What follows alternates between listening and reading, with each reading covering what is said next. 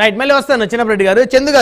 చందు శ్రీనివాస్ గారు, సో మొత్తానికి నిన్న ఏదైతే మంత్రుల ప్రమాణ స్వీకారం, అదేవిధంగా పవన్ కళ్యాణ్ గారికి హోంమంత్రిత్వ శాఖ అనేటువంటిది పెద్ద ఎత్తున ప్రచారం జరుగుతూ ఉంది. బహుశా 90% అదే కన్ఫర్మ్ అయినటువంటి పరిస్థితులు స్పష్టంగా కనపడతా ఉన్నాయి. సో ఒక సాధారణ పోలీసు ఉద్యోగి కుమారుడు ఆంధ్రప్రదేశ్ రాష్ట్రానికి హోంమంత్రి కానున్నాడు. నిజంగా అంటే నిన్న అంటే దశాబ్దం పైన ఆయన కోరిక, వాళ్ళ అన్నగారి సమక్షంలో, వాళ్ళ కుటుంబ సభ్యుల సమక్షంలో ఆయన కొనిదెల పవన్ కళ్యాణ్ నేను అని అసెంబ్లీలో అడుగు పెడతాడంటే చాలా గొప్ప ఒక మంచి ప్రజాస్వామ్యంలో ఇంత ఎదురు చూసినందుకు ప్రజలు మంచి ఘనమైన మెజార్టీతో అసెంబ్లీకి తీసుకెళ్తారని అర్థమవుతుంది. మంచి పరిపాలన కోసం ప్రజలు ఎదురు చూస్తున్నారు. ఇదే సమయంలో చిన్నప్పరెడ్డి గారు చెప్పినట్టుగా ఆయనలో పవన్ కళ్యాణ్ గారిని అసలు అసెంబ్లీ గేటు దాటనేమని చెప్పే పరిస్థితి నుంచి వైసీపీ నాయకులు కావచ్చు, నువ్వు అసలు ఎమ్మెల్యే కూడా గెలవనే పరిస్థితి నుంచి హోమ్ మినిస్టర్ గా ఆయన చక్కగా ముందు ఈ కేసుల మీద చేయండి, ఆయన చేయగలడు, ఆయనకి శుభాకాంక్షలు తెలియజేయటం ఒక మంచి పరిణామంగా మనం భావించాలి. ఎందుకంటే ఇప్పుడు 600 కేసులు 400 కేసులు అంటున్నారు. అంతకుముందు గతంలో 4000 కేసులు వీళ్ళు పెట్టినా టీడీపీ వాళ్ళు పెట్టినా వాళ్ళు అసలు పట్టించుకోలేదు. అది కూడా ఒకటి ఉన్నది. కాకపోతే ఇక్కడ ఏంటంటే కానిస్టేబుల్ కొడుకు కానించి సామాన్య పౌరుడు కూడా ఆ స్థాయికి చేరవచ్చు, దాని ఓపిక, రాజకీయాల్లో స్థిరమైన ఆలోచనలు ఉంటాయి అనేది క్లియర్ గా అర్థమైంది. ఎందుకంటే నేను కూడా దానికి ఇన్విటేషన్ ఉంది కాబట్టి డెఫినెట్ గా అక్కడే ఉన్నా. ఈ రోజు కూడా చిన్న పనులు చూసుకొని చంద్రబాబు నాయుడు గారు కూడా విషయం చెప్పేసి సాయంత్రం బయలుదేరి వస్తాం. ఇక్కడ నిన్న చూశాను, నిన్న ప్రత్యక్షంగా చూస్తే అది యాజ్ అ రాజకీయ విశ్లేషకుడని కాదు, నేను అదే పక్కన నాగార్జున యూనివర్సిటీలో చదువుకున్నాను కాబట్టి నిన్న చూసిన మనం ఏం చేయాలంటే రాజకీయాలు పక్కన పెడితే ఒక మంచి పరిపాలన అందించడానికి 4 దశాబ్దాల పైనే అనుభవం ఉన్న చంద్రబాబు నాయుడు గారు, అదే సమయంలో ఈ దేశానికే కాకుండా ప్రపంచానికి దిక్సూచిగా మారిన మోదీ గారి సమక్షంలో, గవర్నర్ గారి సమక్షంలో ఒక మార్పు కోసం ప్రజలు ఇచ్చిన మ్యాండేటరీ ఆ తీర్పుని లక్షలాది మంది ప్రజల మధ్యలో ప్రమాణ స్వీకారం చేయడం అనేది ఒక మంచి అప్లాజ్ అనేది అందరికి వ్యక్తమైంది. నేను కూడా చూశాం.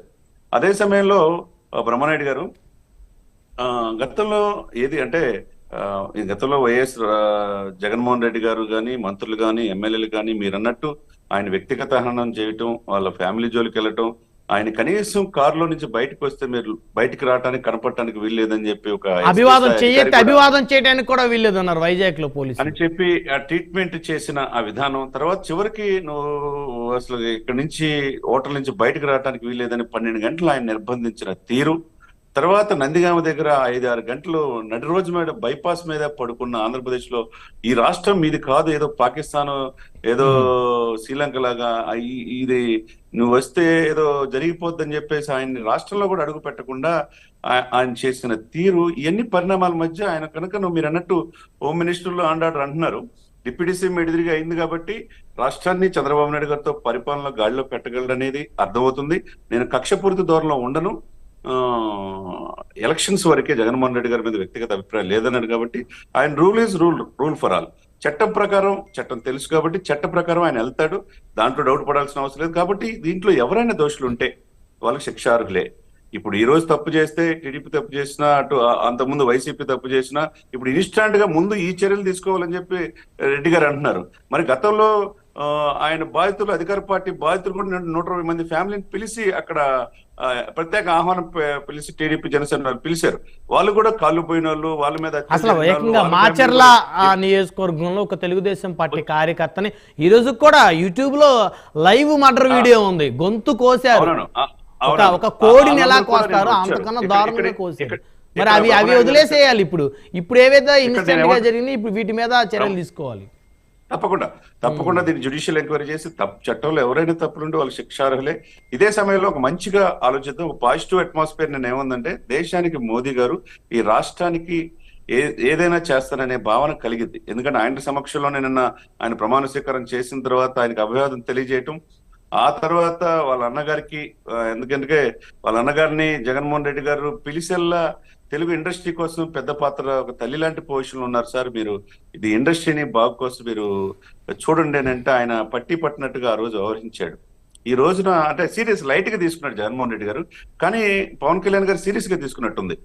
తన అన్ననే కాదు ఆంధ్రుల్ని అవమానించాడు జగన్మోహన్ రెడ్డి అని చెప్పి ఇదితో తీసుకున్నట్టుంది. ఆ సీరియస్ గా తీసుకోబట్టే ఇప్పుడు ప్రతిపక్ష హోదా కూడా కోల్పోయిన పరిస్థితి ఉంటే, నిన్న మోదీ గారిని కూడా తీసుకెళ్లి తన అన్న వచ్చాడు అనగానే మోదీ గారు చేయి పట్టుకుని తీసుకుని వెళ్ళి వీళ్ళిద్దరిని భుజం మీద చేయటం అంటే ఒక మంచి ఇండికేషన్. అంటే మేము వీళ్ళమ్మటి ఉన్నాం, మెగా ఫ్యామిలీ మంచిది సమాజానికి చేస్తుంది అనేది మోదీ గారు కల్పించారు. అంటే మోదీ గారు అంటే పవన్ కళ్యాణ్ కావచ్చు, చిరంజీవి గారు కావచ్చు, స్థానం ఏంటి, వాళ్ళిద్దరి స్థానం ఏంటి అనేది లక్షలాది మంది కాదు కోట్లాది మంది మీ టీవీ వీక్షకులు కావచ్చు, ప్రపంచవ్యాప్తంగా ఆ రోజున చిరంజీవి గారిని కావచ్చు, ఆయనతో పాటు వెళ్ళిన ప్రముఖ దర్శకులు హీరోలను కూడా ఆ రోజు పట్టినట్టుగా వ్యవహరించిన తీరు వాస్తవే, అందరికి తెలిసిన అంశం, అదేది కాదనేది.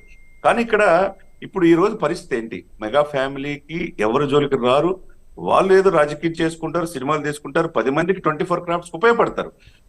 అది ఆ రోజు నిరంకుశంగా వ్యవహరించిన తీరు అనేది ఎవరు హర్షించరు. కాకపోతే వీళ్ళ స్థానం ఏంటి, పవన్ కళ్యాణ్ స్థానం ఏంటి, ఈ రోజున అసెంబ్లీలో అడుగు పెట్టినన్న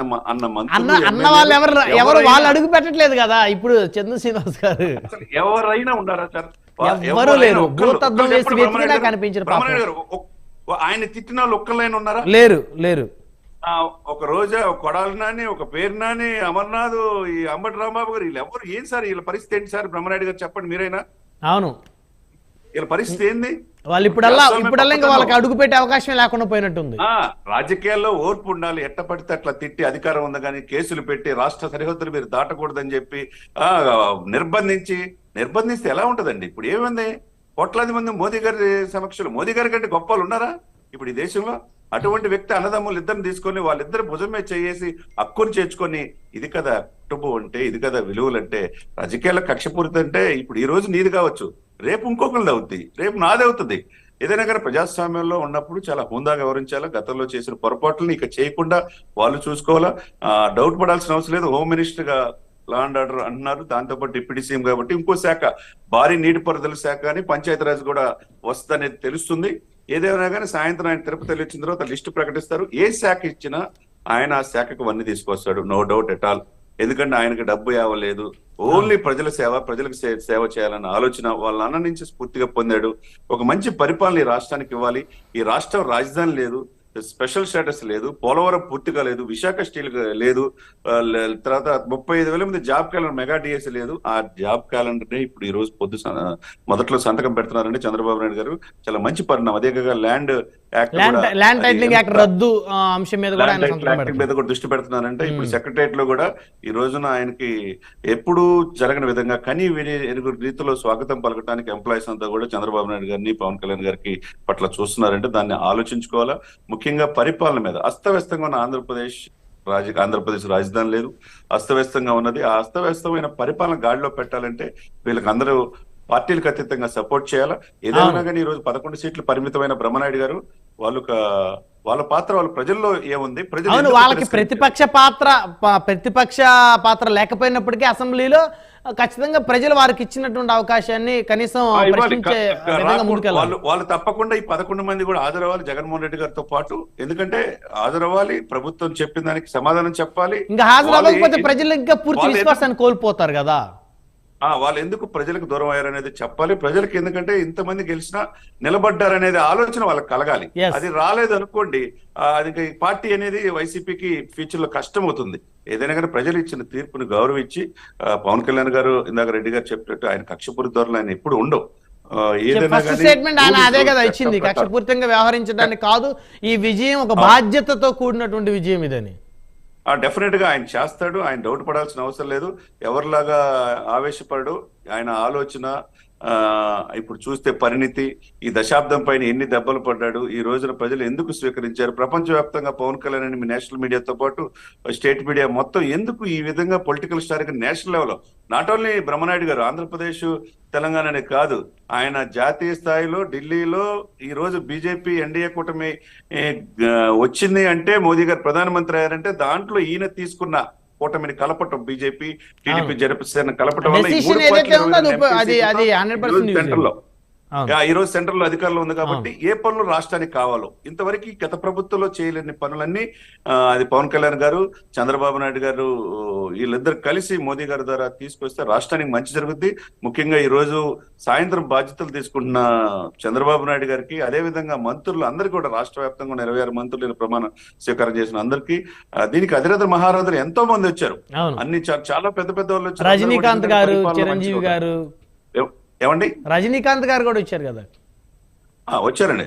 రజనీకాంత్ గారు వచ్చినా ఇక్కడ చూడాలి సార్. మాజీ ఉపరాష్ట్రపతి దేశానికి వెంకయ్యనాయుడు వచ్చాడు. తర్వాత chief justice of India NV Ramana గారు వచ్చారు.